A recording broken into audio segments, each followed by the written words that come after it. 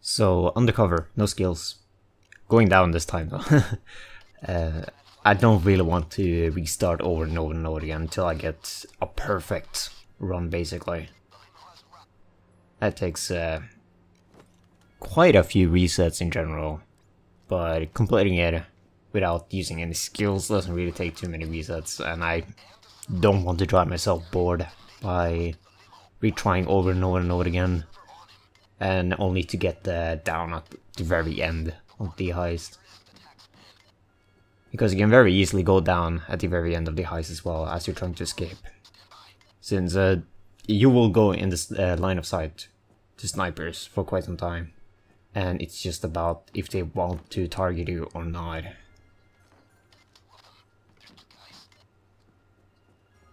So yeah, I'm not going to try this one without going down. It's just stupid in general to not try to go down when you are not using any skills. Just completing the heist in general on one down when you're not using skills is the challenge by itself. But again, it's not really impossible or anything, it's more than doable. You just have to be a lot more patient because you can't really force situations. Or you cannot force clear out the room because you don't have enough damage, you don't have spawn song, you know, none of all of those awesome things you can have. So yeah, I'm using an Arbiter and the Galant rifle again.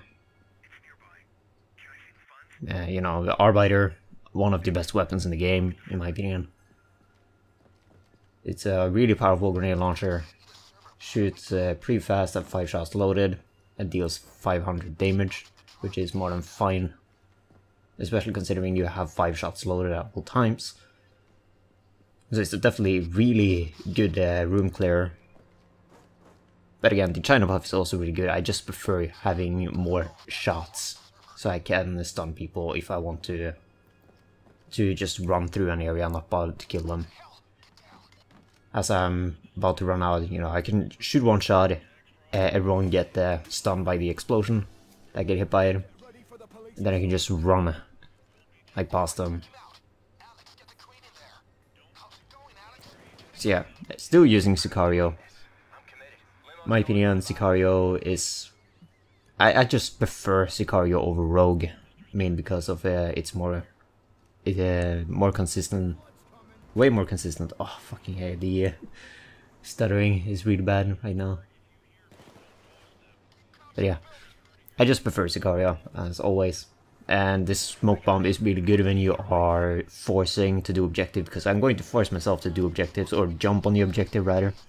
Because I want to still not wait for too long, because then it's going to take like way too much time, and I already don't want to spend more than 30 minutes on a heist that usually takes like 15-20 minutes to complete it in general, with you know, bad RNG and all that.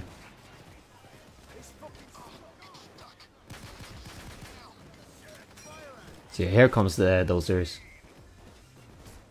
So the dozer is still targeting me, so he started shooting me. Here I get a little bit lucky that I just barely survived my own explosion.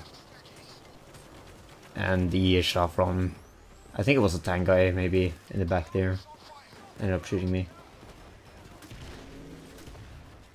Yeah, nonetheless, I didn't go down, so that's really good. So now we're starting the hide and seek game for a little bit. Yeah, when you are playing the game at 30 FPS, just running somewhere and hiding for some time is a really good strategy in general. Because the enemies will take a really long time to just get to you in general, and when you run out, they take too long to start targeting you if you don't shoot at them. When you start shooting at them, they get AI most of the time a lot faster, or they get prioritized, rather.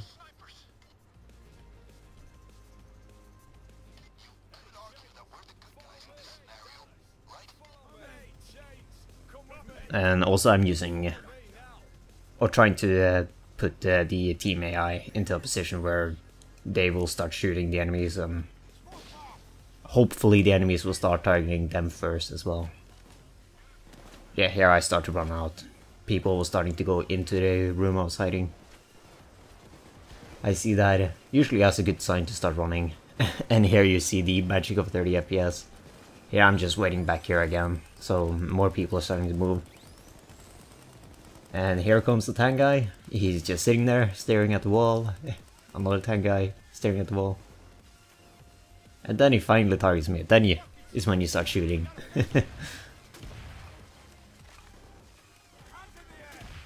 And of course dominating people is a really strong weapon by itself. You just prevent people from shooting back, which is pretty good.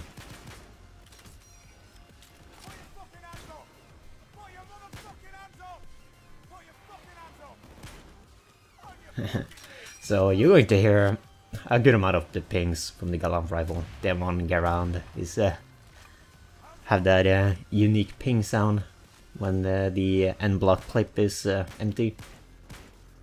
And I'm pretty sure the end block, you know, ammo holders are called a clip. So yeah, and the magazine is, you know, the boxes that is on most modern weapons these days. But again, I'm not 100% sure about that. My gun knowledge is not that big. I usually just know the basics. Yeah, here I go down. When you go down in general, enemies tend to stop targeting you. Unless you shoot back while you are down.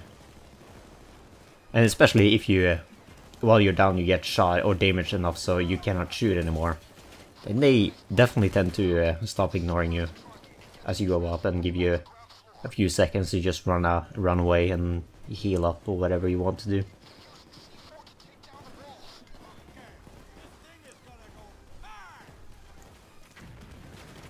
Yeah, if you're going to do this on one down with like a 4-man crew, I'd probably say the better strategy is that you have some people that have more of a combat heavy builds where they have berserk anarchists or something like that, so they can very easily take out normal units and just deal a lot of damage in general, and have one or two that have a very dodge heavy build that can potentially run out and turn on the power whenever they turn it up.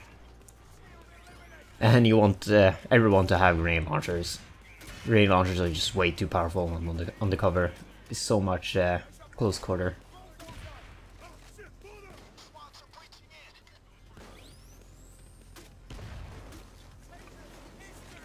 So yeah, getting some delay on the grenade explosions.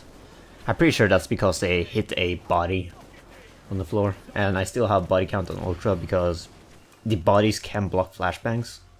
Same with the shields that are left on the ground can also block flashbangs. So I would just rather have that, and for the trade-off of that the grenades might not explode immediately all the time. Yeah, here I just decide to go straight for objectives instead of getting shot at anyway. And the fantastic thing about Sicario and its smoke grenade, you have a extremely high chance of dodging shots, and especially if both the enemy and you is inside the smoke, then I think it's basically so close to guaranteed that it's super rare to actually see you go down. But again, the smoke grenade, in my opinion, is never worth throwing at enemies. Always throw the smoke grenade where you're going to either go through to get some extra higher chances of dodging to avoid some health damage, or you know, throw it on objectives or right underneath you if like a bulldozer's enter the room, because you can spot special units and makes it a lot easier to see them. So yeah, the Sicario perk deck is definitely good to just focus down bulldozers because of the smoke grenade, kind of like, yeah, you know, how Kingpin is as well.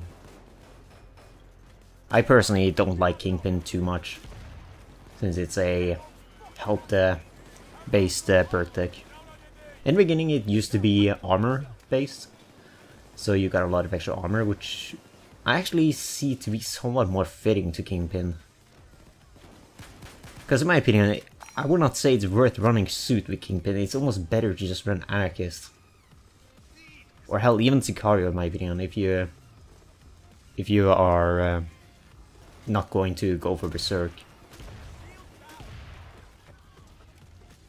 So yeah. The injector doesn't last for too long, it lasts 6 seconds, it has a 30-second cooldown. Which means you will have up to 24 seconds you cannot use it, if you use it constantly.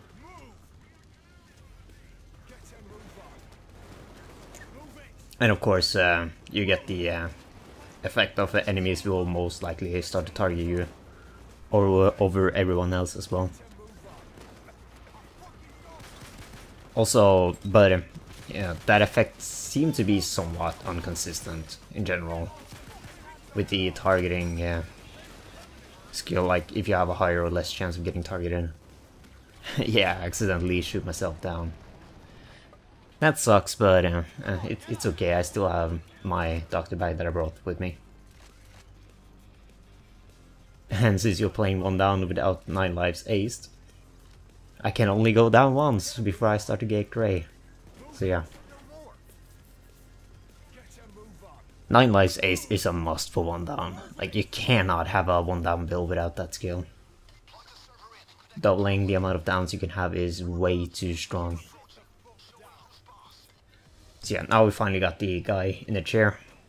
And of course, I'm hoping that he will spit out the codes very quickly. Here, sadly, I missed the brass knock, yeah, melee. Yeah, I get the codes semi fast. And since people are starting to enter the room, I might as well use the smoke grenade. It's better to use the smoke grenade than try to save it and then you go down because of it. Even though the recharge timer is quite long, you do lose 1 second for every kill you get, so which with certain builds can make it so you can get the smoke back very quickly. Especially builds that have a lot of focus on crowd control, like shotgun builds, and builds in general that run grenade launchers as well, because grenade launchers are really good crowd control weapons.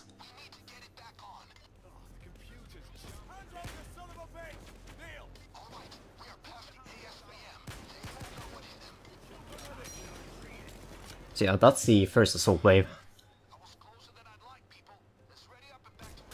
So yeah, if I remember right how the assault wave mechanics in Payday 2 works, I think it's like 2 factors that matters of how long it lasts, it's how many kills you get, and I think it's also a time mechanic into it. I think, yeah, it's kind of like those two work with each other, depending on how many more enemies you kill. For longer or shorter it will last or something like that. I don't really remember too much. I don't really have looked into too many mechanics in Payday 2 in general. Mainly learned from just playing the game and trial and error. That's the same thing when I did this as well. Like, my first attempts are usually not serious attempts to just get a feel of the map, like where are like good hiding spots. Where do the enemies like to go, you know, see if like, if certain objectives are like just godlike, or a certain RNG is godlike to get compared to others. Like for example, getting the car on the roof and you have to saw it open on the roof is, in my opinion, the worst situation. So you mostly want to Alex to not do his job on this heist and not get it on the roof. So yeah, here I get the codes very quickly again. So that's lucky. That's really nice, definitely.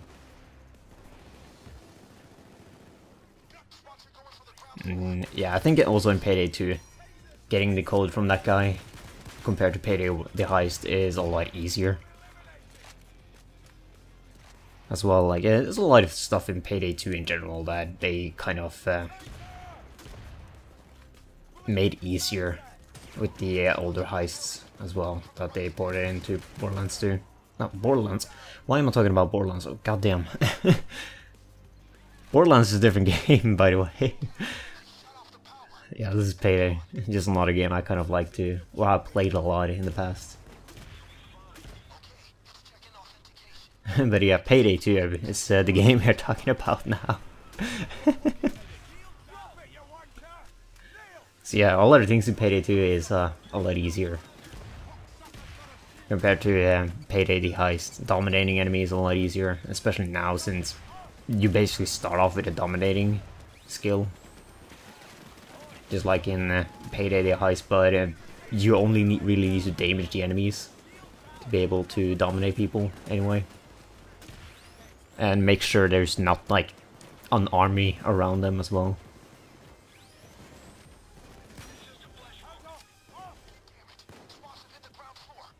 Yeah, here the shield blocks me, that kind of sucks. So we have to get rid of him. Oh, it's not a shield, it's just a swap dude. Never mind. He was still blocking that whole way, or the doorway. So yeah, here I'm kind of just moving the enemies around, kiting them a little bit. Whatever you want to call it. I don't know, I just tend to call anything where you're just moving enemies around to specific spots. I almost always call it kiting, even though it's probably not what you should call it. Yeah, that's the downside of not being a native English speaker. You tend to just say stuff that other people say and just hope it's correct sometimes. Well, at least I'm not like the Norwegian rally driver Petter Solberg. His English, like his English is fucking funny as hell. You should look up like Petter Solberg interviews if you're interested to see how bad his English is. It's quite magical, to be honest. So yeah, I go down here. Sadly, didn't see the guy behind me.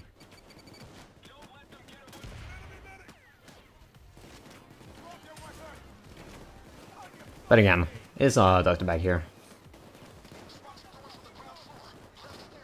So, it's not that big of a deal. Here, when I'm looking back at it, I should have just picked up ammo before running. But, what can you do? Sometimes, in the heat of the moment, you think a little bit differently, and you tend to prioritize different things.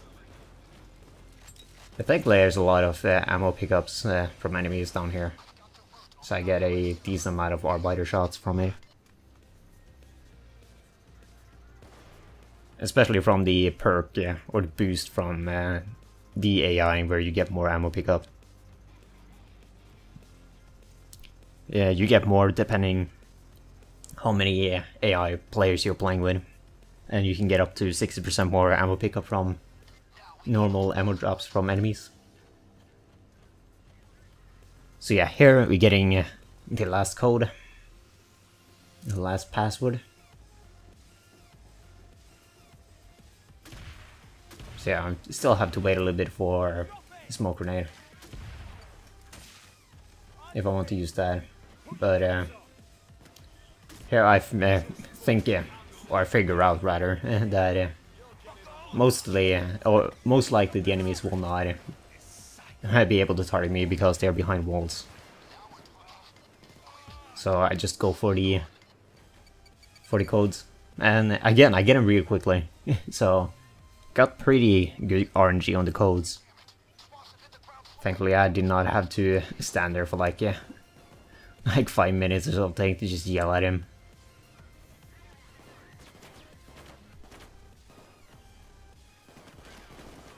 So yeah, now we are back to hiding. You know, just normal Payday 2 strategy in general. Yeah, I would definitely say just hide or find somewhere to bunker down. It's kind of a strategy that a lot of people tend to ignore in pubs, as I usually see, and a lot of people think that you can fight out every single situation. No, you can't really fight every single situation in this game. Yeah, you can fight a lot of situations in this game because of how good a lot of the different skills are. Like you get berserk, crits, silencer skills, all that. But there's still certain situations you cannot fight out. Or there are certain situations that it's not even worth fighting out as well. Mainly because it would just take too long, and they will most likely just get a new set of enemies to that position before you are able to move on.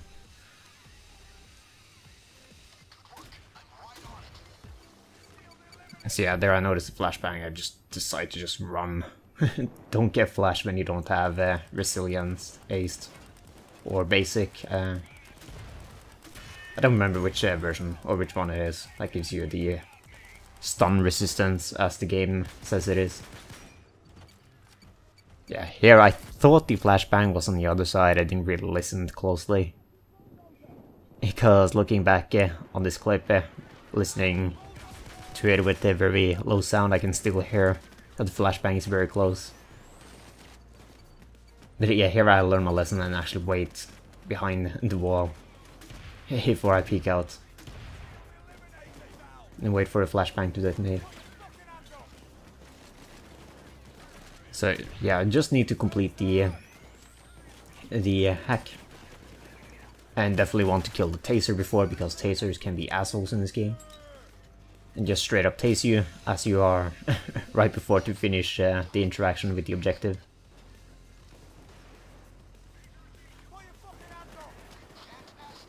So yeah, now it's just making a run for it to escape. Of course I heal up before I run out. Also taking ammo just in case.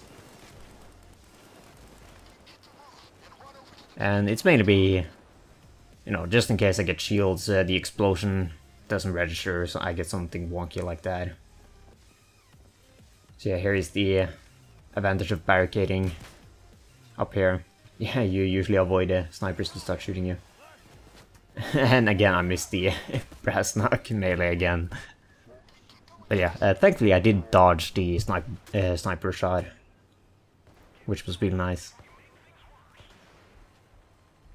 So yeah, now I'm not really that afraid, because the AI will most likely have Inspire, because I'm pretty sure it's like a long time since they last used Inspire. And the enemies will most likely not be able to target me fast enough before I reach the escape.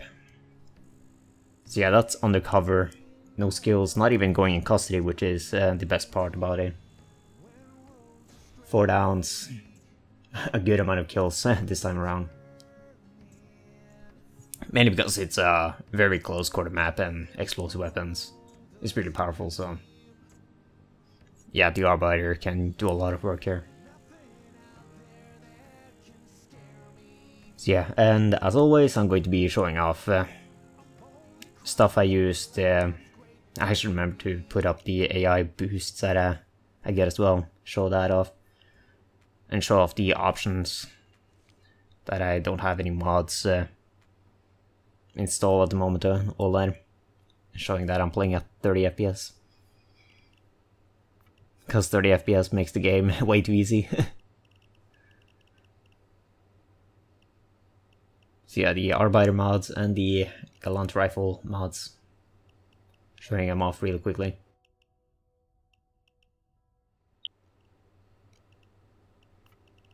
And the AI perk bonuses, of course.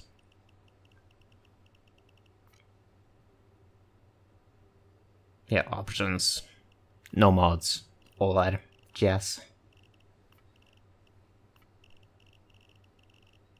So yeah, that's that. So yeah.